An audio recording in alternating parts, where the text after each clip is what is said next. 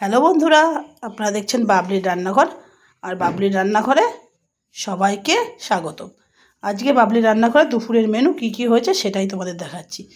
প্রথমেই দেখাচ্ছি, দেখো বলো তো এটা কি? মাছের তেল দিয়ে বেগুন দিয়ে কালো জিরে ফোড়ন আর লঙ্কা দিয়েছি, এটা পেঁয়াজও দিয়ে যেতে পারে, আমরা পেঁয়াজটা দিইনি। যাই হোক, তার সঙ্গে হয়েছে দেখো লাল শাক। লাল শাকে আমি একটা কথা বলি, লাল শাকে যদি কেউ হলুদ দিয়ে রান্না করো তাহলে কিন্তু লাল শাকের লাল ভাবটা চলে যাবে। এই জন্য লাল শাক রান্না করার সময় হলুদ ব্যবহার করাটা একদমই ঠিক না।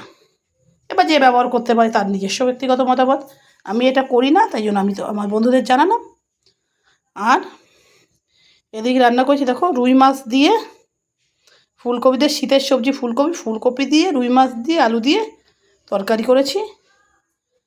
আর তার সঙ্গে করেছি ভাত। দুপুরের খাবার, আজকে দুপুরের মেনু এটাই।